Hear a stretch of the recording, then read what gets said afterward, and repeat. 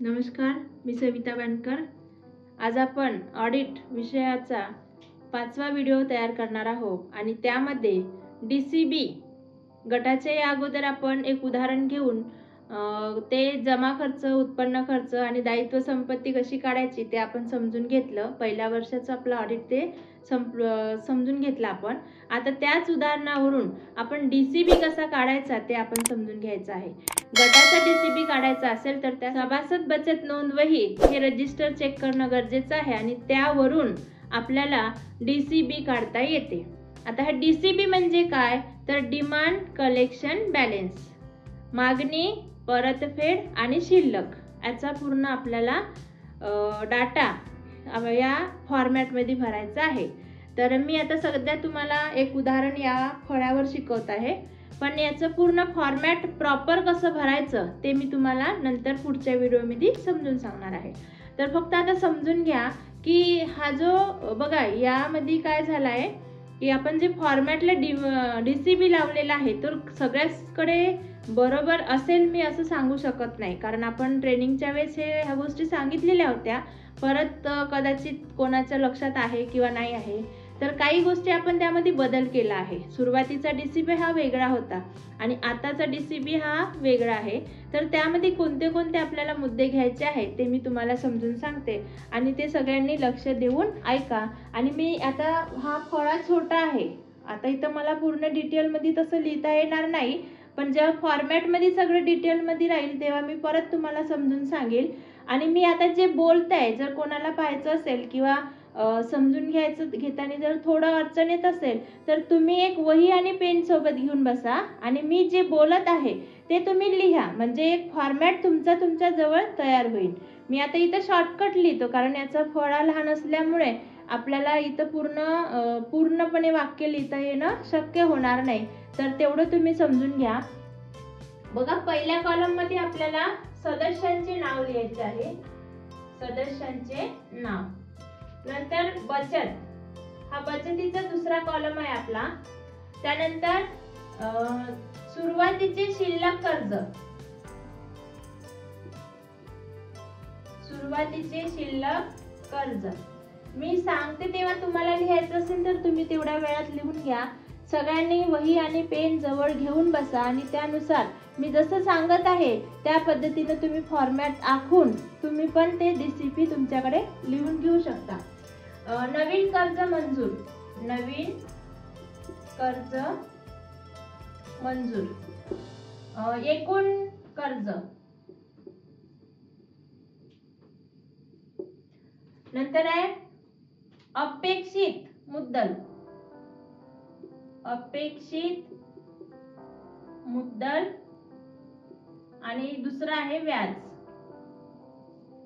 नंतरचा प्रत्यक्ष परतफेड,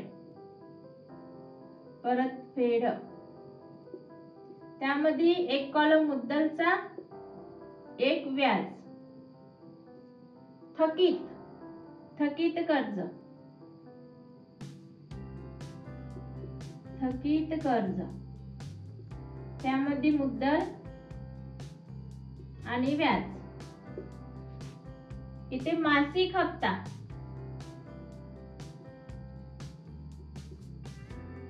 जास्तीची परतफेड,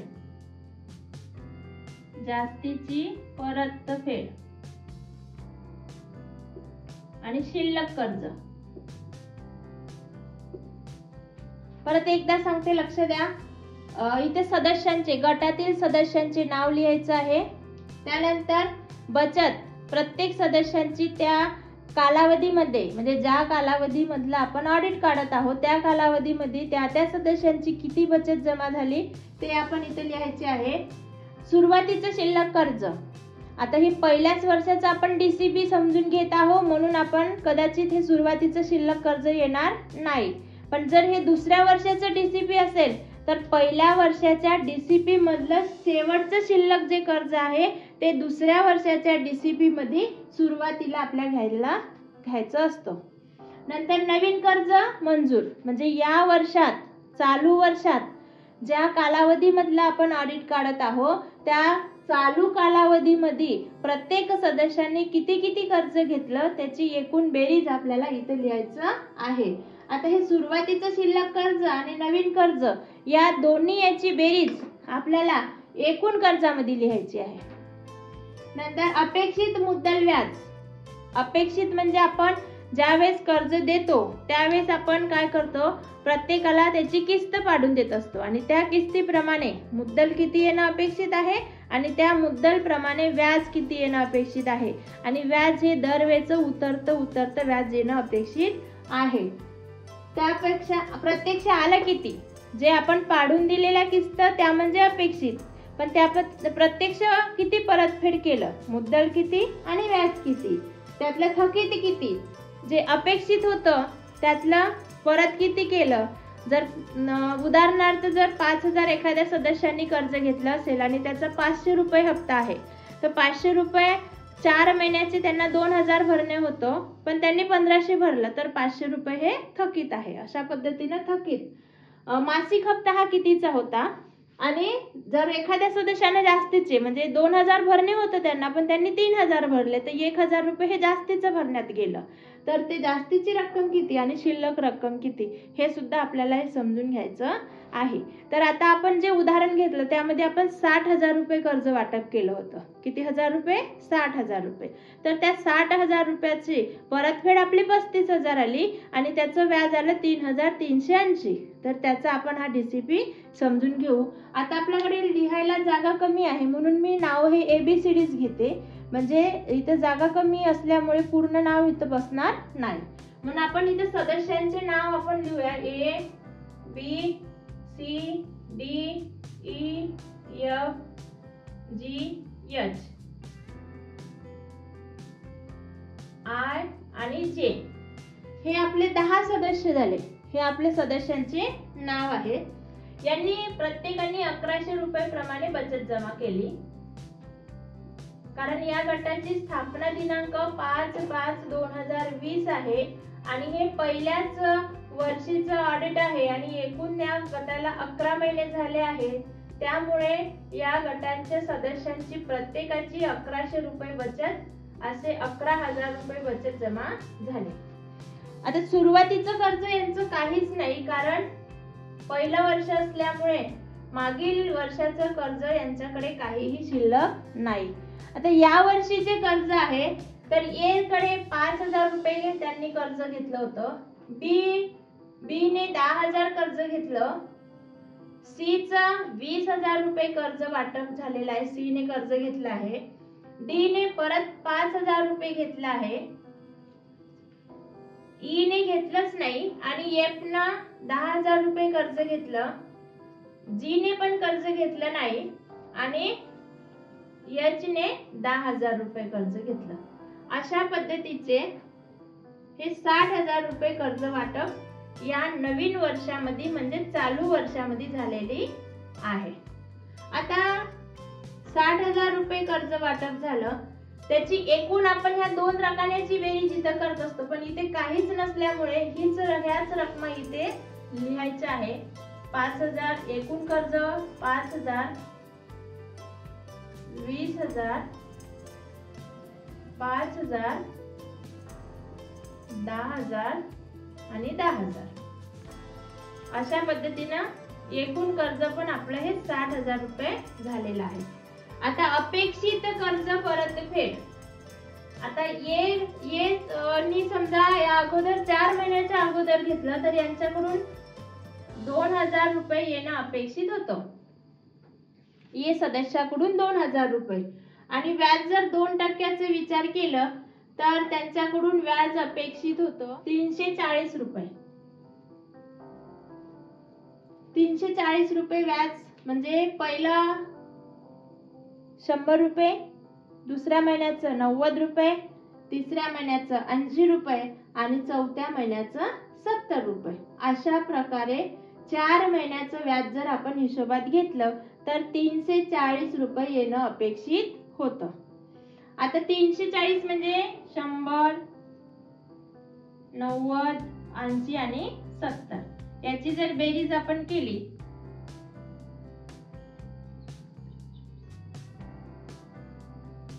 340.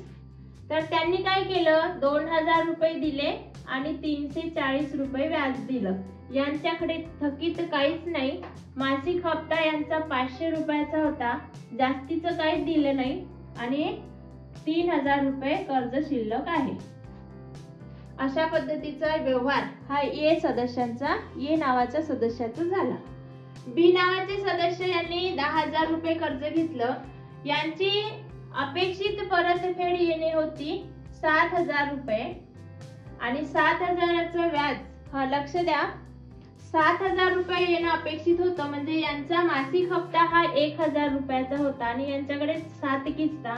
म्हणजे जर 10,000चं 200 प्रमाणे आपण जर व्याज पकडलं तर पहिला हा 200चं व्याज येईल, दुसरा 1,000 रुपये परत येईल. म्हणजेच आपले 20 रुपये कमी झाले आणि 180, 160, 140, 120, 100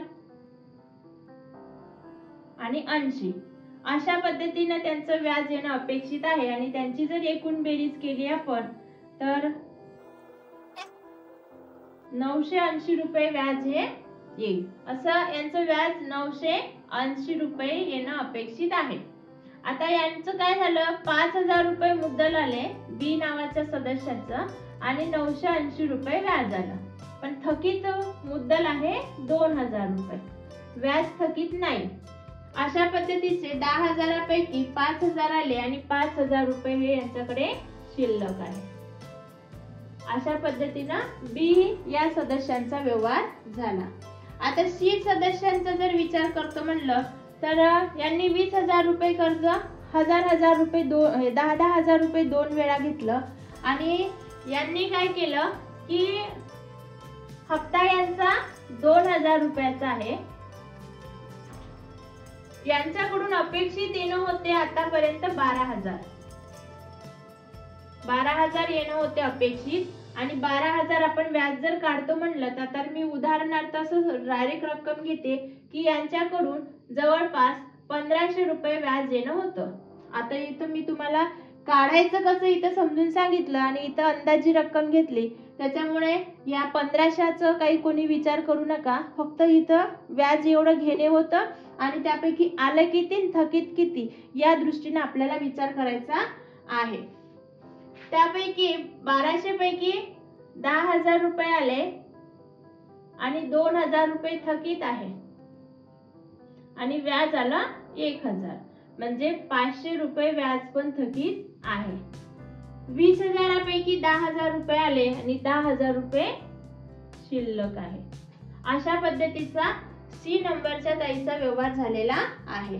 डी नंबरच्या ताईने 4,000 रुपये येणं अपेक्षित होते आणि त्यांच्याकडून व्याज येणं होते 800 रुपये.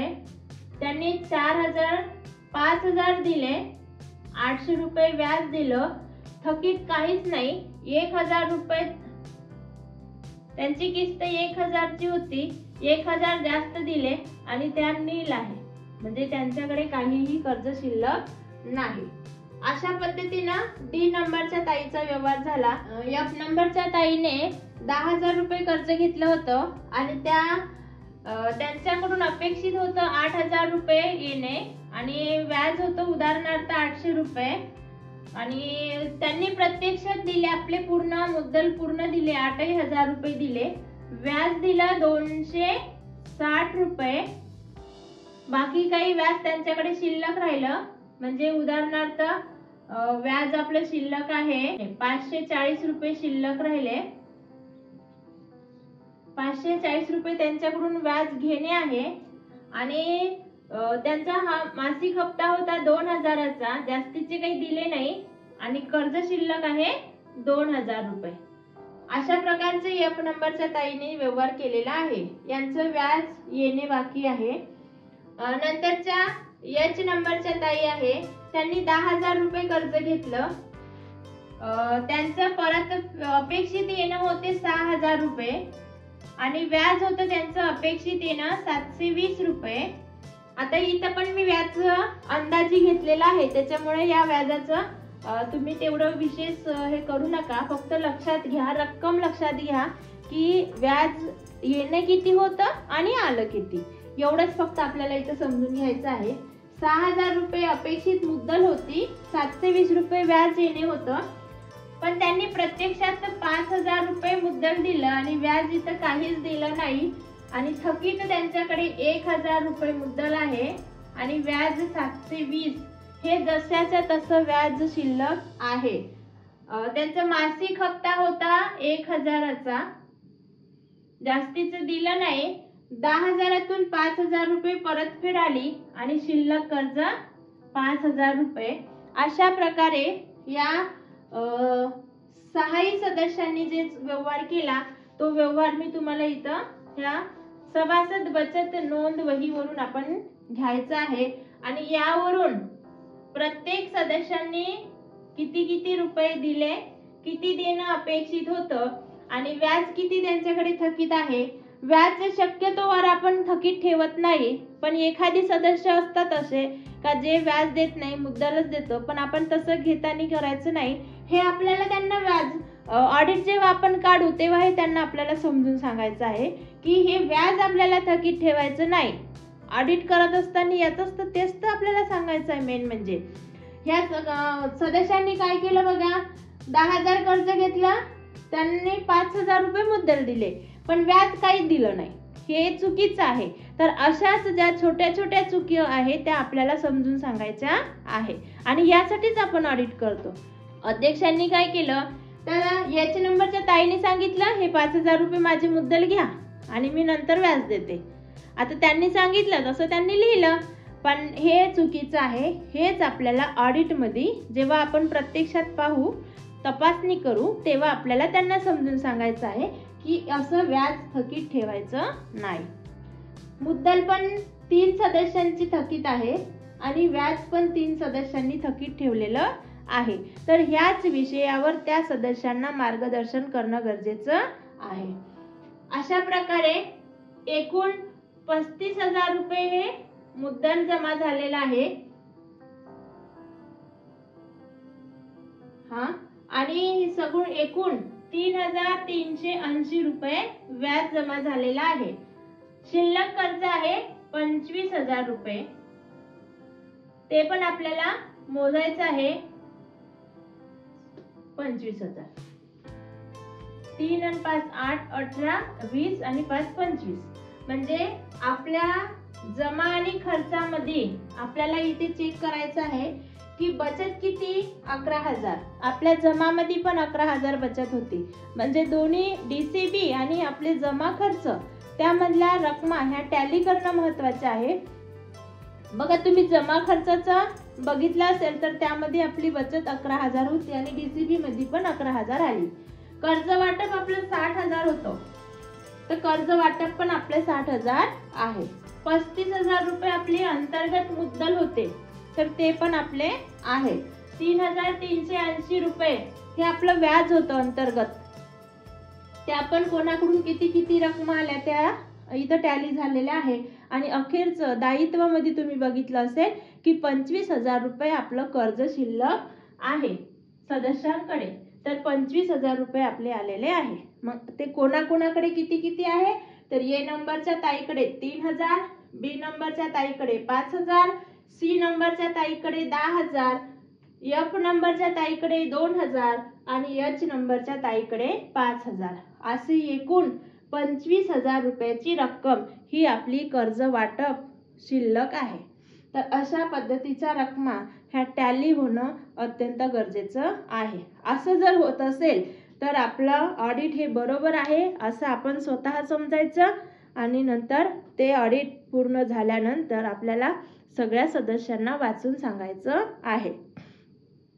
आता याच ऑडिटचं उदाहरण फॉर्मॅटमध्ये कसं लिहायचं आणि पुढील दुसऱ्या वर्षाचं तिसऱ्या वर्षाचं ऑडिट कसे करायचं याचे पण मी समोरचे व्हिडिओ करणार आहे. तर व्हिडिओ पाहायला कोणीही विसरू नका. चॅनलवर जर नवीन असाल तर चॅनलला सबस्क्राईब करा. व्हिडिओ आवडला तर लाईक करा आणि शेअर करा, जेणेकरून आपण जे आता महाराष्ट्रात काम करतो आहे ऑडिटचं, मी तुम्हाला पहिल्या व्हिडिओमध्ये सांगितलं की आपल्या संपूर्ण महाराष्ट्रामध्ये हे सगळे ट्रेनिंग झालेले आहे.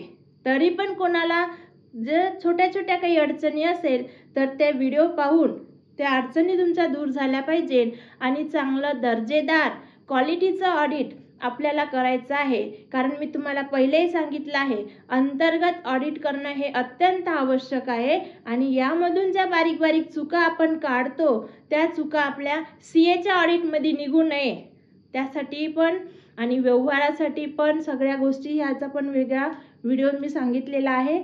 तर तुम्ही नक्की पहा आणि तुमचे जे ऑडिट आहे जर थोडेफार कमी जास्त झाले असेल तर त्याला दुरुस्त करा आणि चांगलं दर्जेदार काम करा. हेच माझी सगळ्यांकडून अपेक्षा आहे आणि मी सगळ्यांना हे सांगू इच्छिते. धन्यवाद.